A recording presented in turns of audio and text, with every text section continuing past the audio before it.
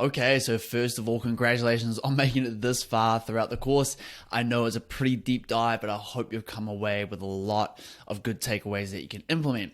Look at this presentation here as a bit of a TLDR, a too long, didn't read, a summary of those 5 pillars of body composition. So number 1, energy balance or calories is the foundation by which all body composition changes are built on.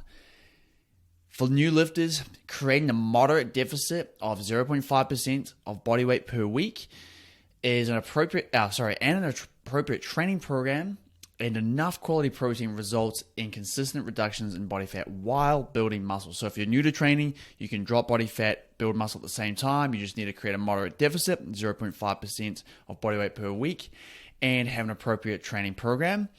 Along with the quality protein and enough total protein, and you're going to be able to build muscle and lose body weight at the same time. For those newbie years, we're talking more than 12 months, using a phasic structure of muscle gain and fat loss phases is recommended for best results. So you're not trying to do both at the same time. You're going to phasic structure it. You're going to do 6 months of fat loss and then another 12 months of muscle gain, or whatever it may be. You're breaking it into different phases. So that's number 1, the energy balance side of the equation. Pretty simple, but you've got to get that foundation in place before you go anywhere else.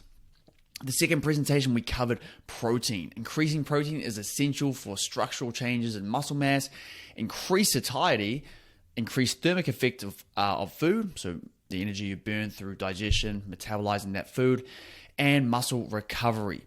Shooting for 1.6 to 2.2 grams per kilo of protein per day from a variety of protein sources, with maybe 1 to 2 added pea and rice blended protein shakes throughout the day is a good place to start.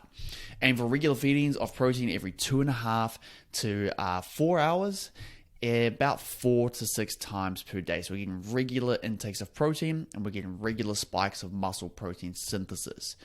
Choose high protein per calorie options such as seitan, textured vegetable protein, mycoprotein, and legume pastas.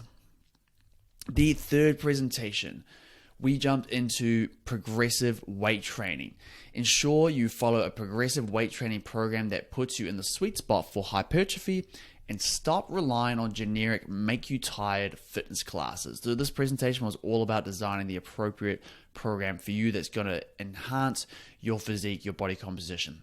What that looks like is 10 to 20 sets per body part, spread over the number of sessions you can stick to within your lifestyle. Ideally, that would be 3+ sessions per week, leaving on average 2 reps in reserve or 2 reps in the tank at the end of each set. So quite hard training.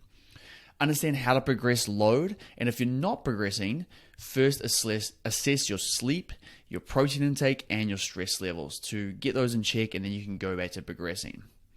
Implementing regular deloads to dissipate fatigue. Generally, that's one of the things that people forget to do if they aren't progressing. They forget to deload, take that recovery week, and then come back stronger.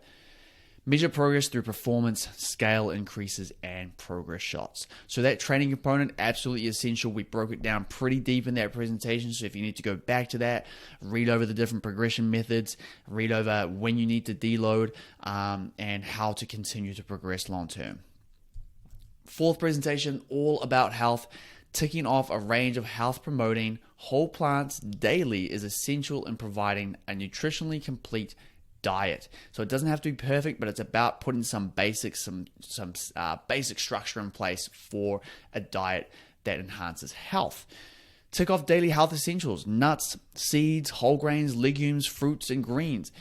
These things you can easily tick off on a daily basis. You can use the Daily Dozen app, or you can just keep tallying in your head. Start to create habits around these really basic essentials that are going to cover a lot of your micronutrients and phytonutrients that we want for longevity and for disease risk reduction. Eating some ultra-processed foods from time to time isn't going to kill you, but be mindful of how many calories you're sacrificing that could be coming from super healthful foods and positively processed food. So in this presentation, if you remember, we covered positively processed food, negatively processed food, and when you can include those and how much to include. But it is about having some level of moderation there, not having those good and bad labels placed on different foods. Aiming to consume a plate model style meal a minimum of 2 times per day that includes a focus on nutrient dense whole vegetables. And that plate model is great because it ensures you're getting your protein, ensures you're getting your variety of different vegetables, your whole grains, nuts and seeds, all of those good things. And maintaining a high level of activity, predominantly measured in steps. And that's another one of those sort of health markers, is ensuring that we have an increased daily activity levels. And then lastly here, you don't have to have a perfect diet to be healthy. No single food or meal is inherently going to make or break a healthy lifestyle. But we do want to look at the overarching theme, the overarching pattern of a diet, and ensure that the majority of it is healthful. It is going to promote longevity. It's going to promote cardiovascular disease risk reduction, and it's going to enable you to continue to pursue those body composition goals you have. Because without a healthy body on the inside, we can't have a healthy body on the outside. The last presentation was all about supplements. Supplements can be useful, but not all are worth your time or your money. Stick with the basics. A B12 supplement is essential for vegans. Consider an algae-based EPA and DHA, or going for 2 to 3 tablespoons of seeds on a daily basis. Vitamin D is recommended in the winter months and all year round if you're not getting adequate skin exposure to UV rays as well. Just be aware of how much of that you're getting. Opt for protein powder blends such as pea and rice to ensure you're getting optimal amino acids within that protein powder and to spike muscle protein synthesis.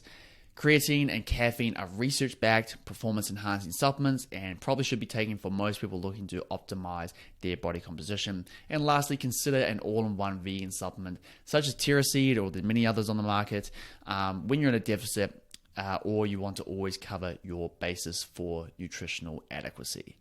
So that is it, guys. Thank you so much for tuning in. Body composition is ultimately a result of your lifestyle. Calorie intake, energy output, training stimulus, protein intake, social, relational, economic, and emotional factors all play a role in that lifestyle.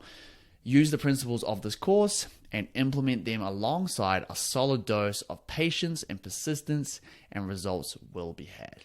So that is it. I hope you got a lot out of it. If you have any questions on the content covered, if you want to go a little bit deeper, just let me know. I'd love to run through it with you, and I hope to see you in the next course.